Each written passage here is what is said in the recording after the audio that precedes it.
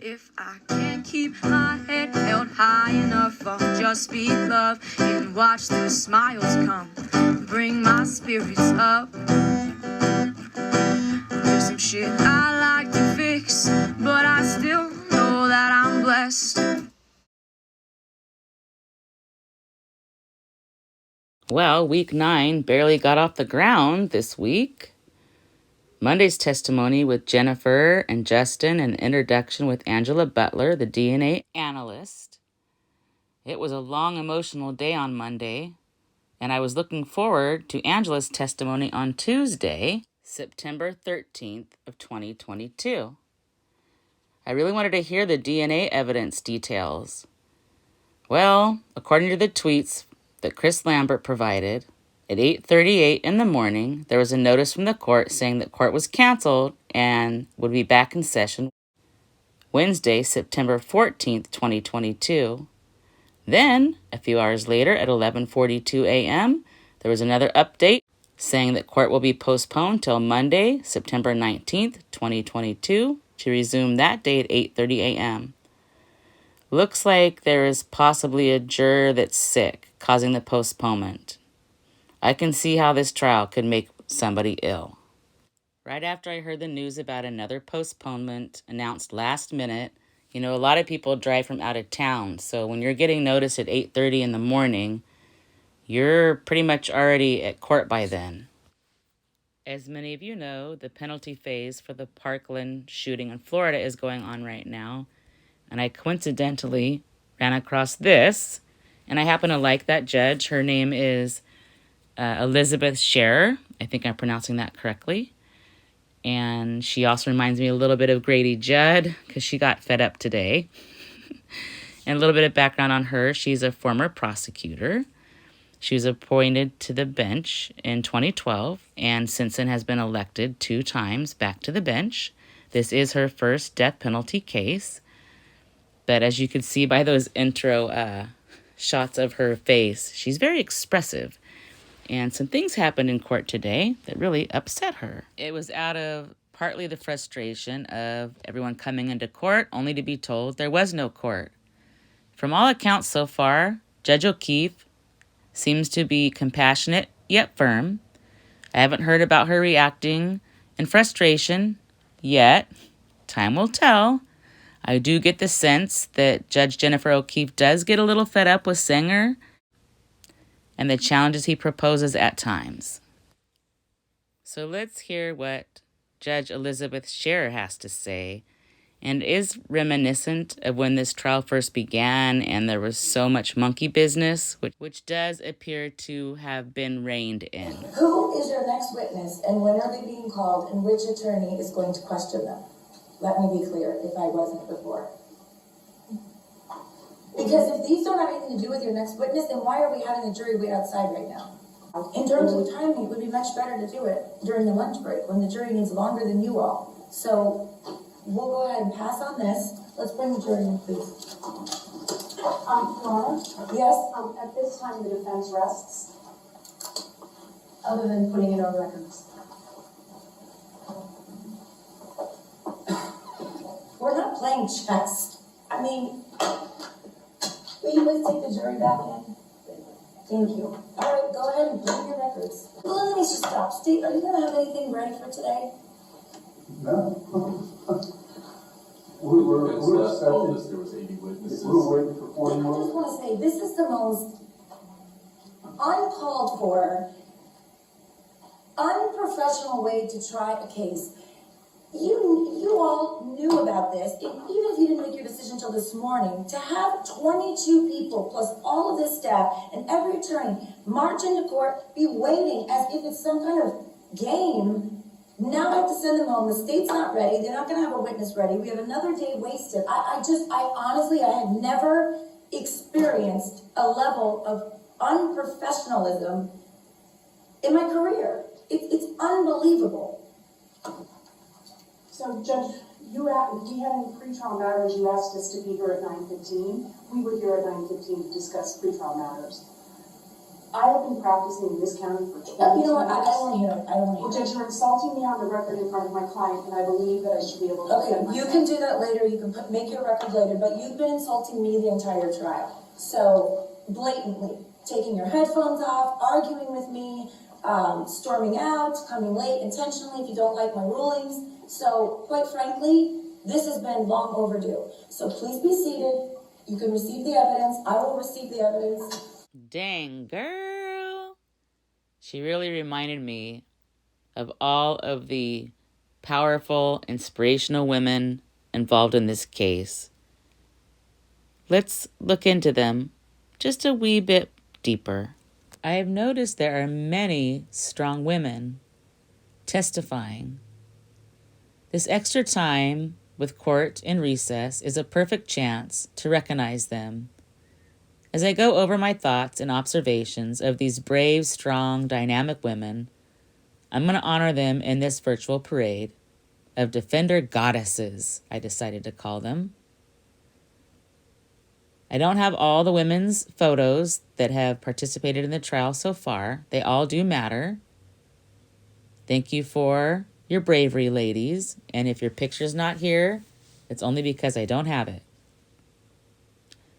We know we've heard from female dog handlers, female detectives, Kristin's family members, Kristin's friends, analysts, lab technicians, archaeologists. The list goes on. Of course, the various victims of Paul's sexual assaults. And I'm going to confess right now that I do get a little burst of pride and admiration when these tenacious women stand up and lend their expertise or their truth, whatever the case may be. I especially feel satisfaction when these women counteract verbal attacks with their testimony of common sense and composure. For the most part, even amongst Sanger's outbursts, bumbling, and even direct insults. I wonder if he performed similarly during Michael Jackson's trial. That's a rabbit hole I'm going to stay out of. I pay homage to all of these inspirational women, each and every one of them. I hold them in high regard, and hopefully their contribution will steer us to justice for Kristin. Let us not forget, she's the reason for all of this. And I believe Lady Justice is even in the courtroom as well.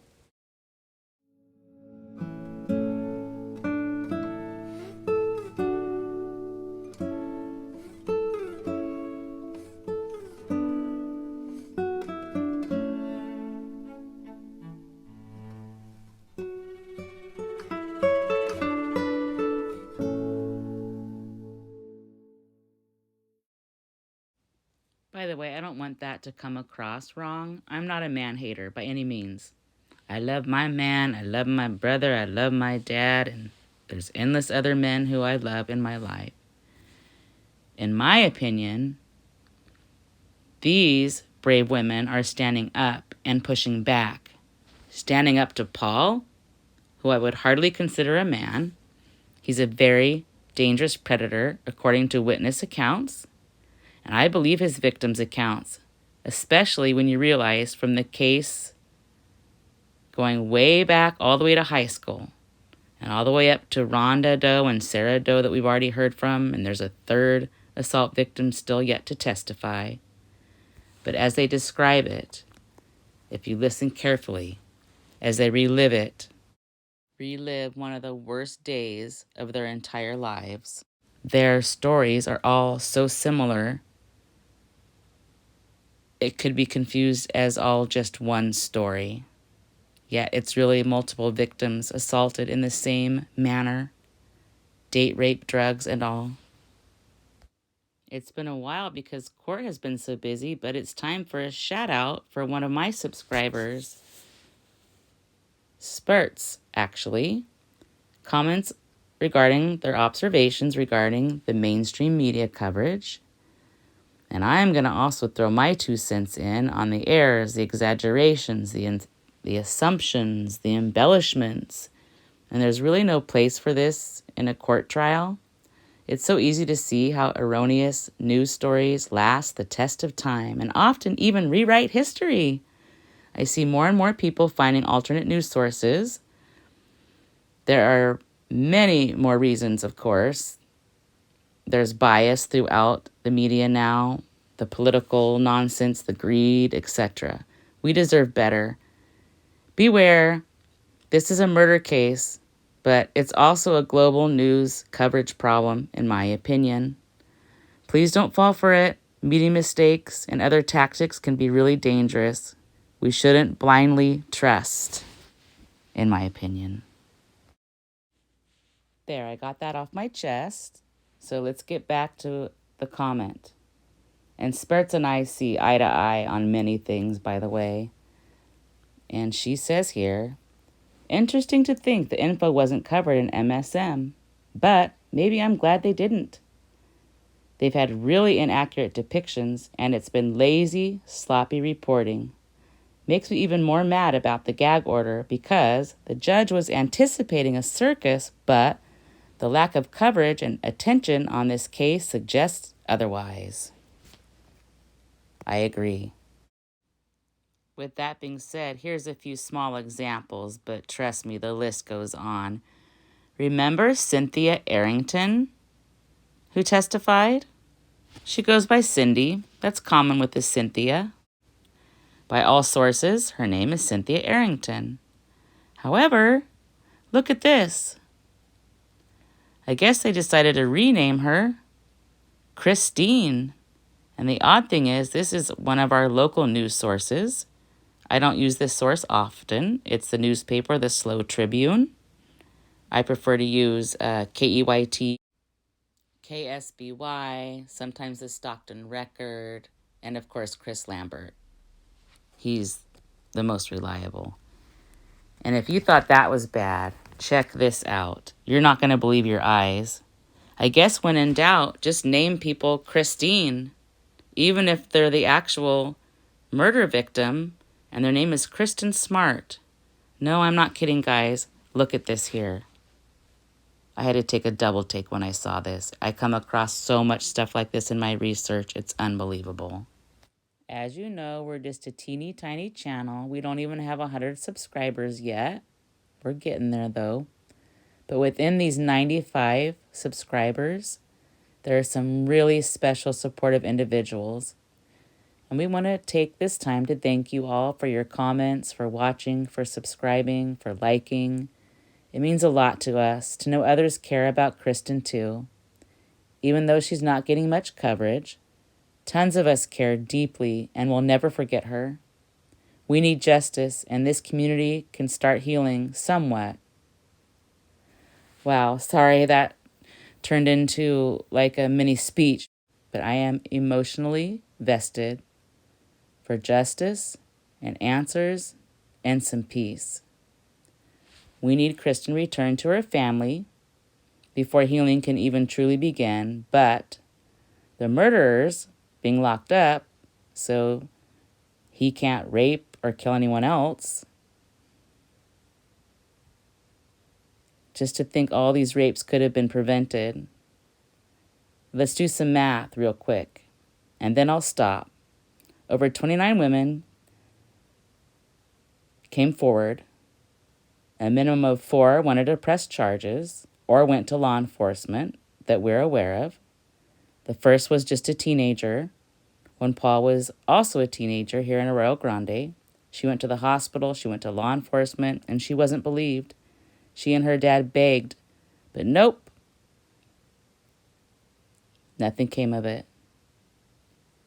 3 of these women will be testifying in court, and if we factor in 80% go unreported, how many do you think there really were? How many more than just the 29 that we're aware of? It's really scary to think about that. He's a serial rapist, basically. That's what he is, in my opinion, and by the proof and the numbers, and according to his victims, which I do believe. And by the reactions of the jurors, breaking down in tears, barely holding it together, I think they believe it too. So all of you who've been following the trial are well aware that the podcast is brought up excessively. Robert Sanger is constantly bringing up Chris Lambert and the podcast. And Chris was also subpoenaed to testify, but he's a media member. So as far as July of 2022, the judge ruled that Lambert is protected by the Shield Law and won't be testifying. The judge did reserve the right to change the order as the trial proceeds. So we'll see what happens with that. And Sanger seems to constantly mention it. I'm not the only one who's a little suspicious of this. Check out this Reddit post, basically bringing up that mistrial word again. I hate that word. I agree with their sentiments here, that it appears that Sanger is intentionally tempting jurors to seek out the podcast, kind of like the forbidden fruit. Knowing the bias could lead to a mistrial.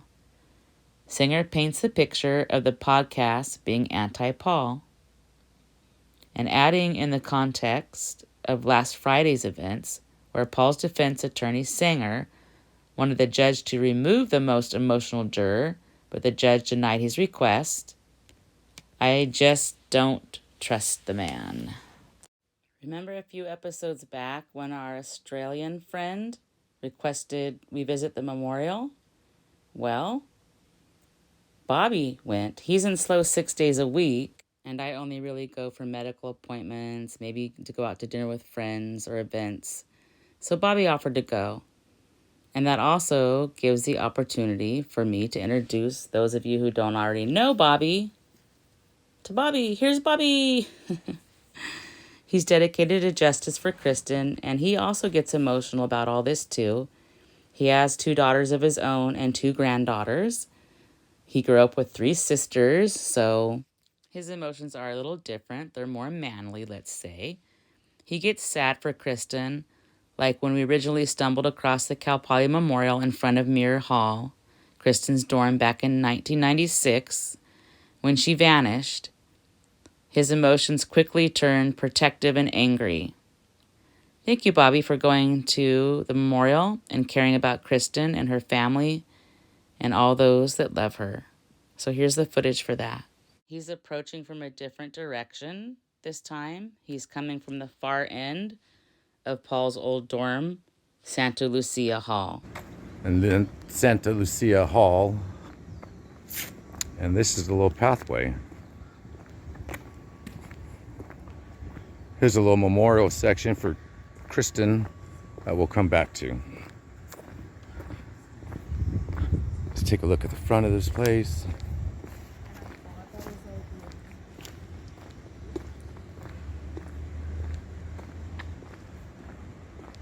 So here's the front of Santa Lucia Hall.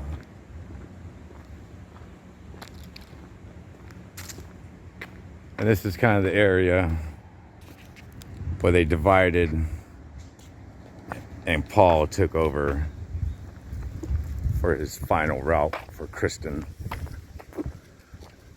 which he was just to walk her up this way.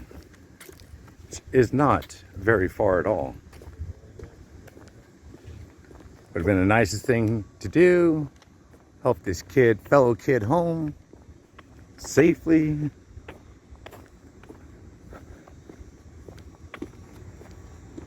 But no.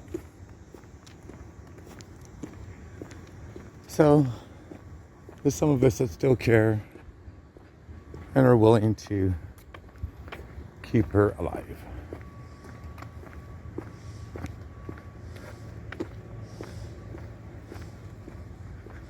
Don't really want to film anybody, so that's why the weird angles. But this is the entrance where it would have been wonderful if he would have just brought her up. Kind of push her in through the doors, and that's all he really needed to do.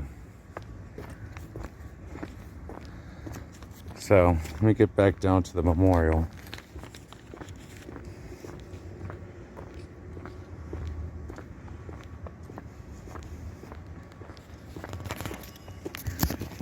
Sorry, it's a little bouncy.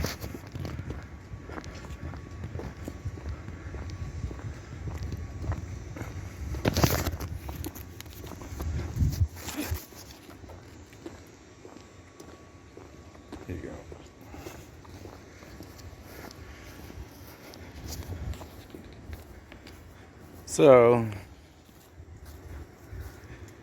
in memory and honor of Kristin, from thousands of people who will never forget her, thanks for the idea. Our friend Joss. Justice for Kristin. I'll leave her a little something here.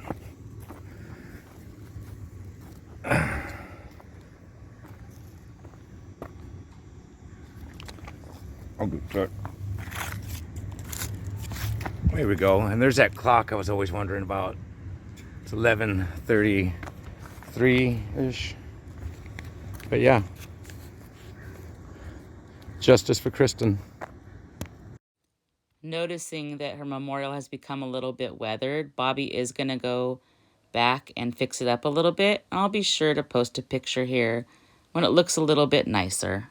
So, like I covered in the beginning of this episode, court is dark till Monday, September 19th of 2022. We'll be heading into week 10. As always, justice for Kristin. If I can't keep my head held high enough, I'll just be love and watch the smiles come. Thanks for watching. Bring my spirits up. Don't forget to stop and smell the flowers. There's some shit I like to fix, but I still